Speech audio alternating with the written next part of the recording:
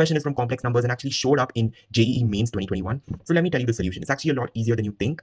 So whenever I say that you find something indicating infinity present within your expression, just substitute what you know as y and substitute infinity as y because that's what you know already. In this case, infinity is basically just representing 3 plus 1 over 4 plus 1 over whatever. So take this whole thing as y, and that's what we need to find the value of. So 3 plus 1, because this is what we do know, 3 plus 1 over 4 plus 1 over. Now here we have to do a little substitution, just like we substituted this as y. So now we formed a new equation over here, and this becomes a lot easier to solve. So let's solve it. Y is equating to 3 plus 1 over 4 plus 1 over y. Now here is where we can take an LCM.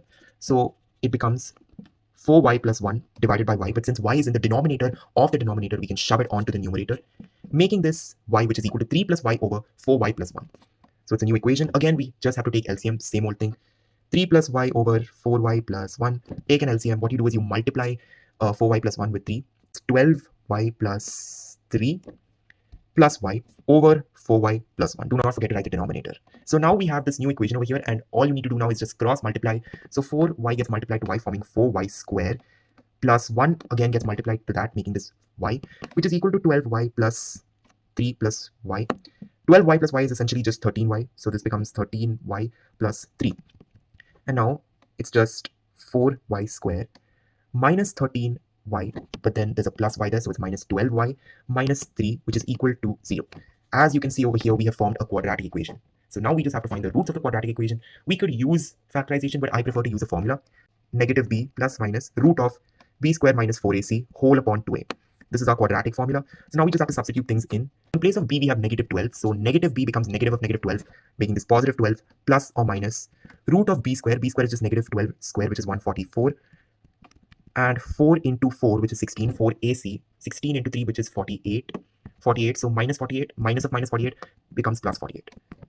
All right. Okay, so there's one thing I don't know if you guys noticed, but this whole thing is positive.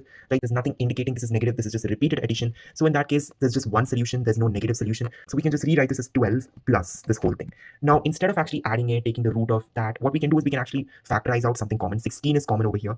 9 plus 3. The reason I'm doing this is because, 16 is a perfect square, and we can essentially take the square root of that plus making this root 16 into 12. But again, 12 can be rewritten as 4 into 3. So it becomes root 16, which is 4, into 4, which is 2. So it becomes 8, which is 4 into 2, plus 8. And whatever is left, that is root 3 that's left. So because that was within the square root. And now we just have to solve it, divide by 8 on both sides. And this actually goes 3 by 2 times plus root 3. Or it is just 1.5 plus root 3.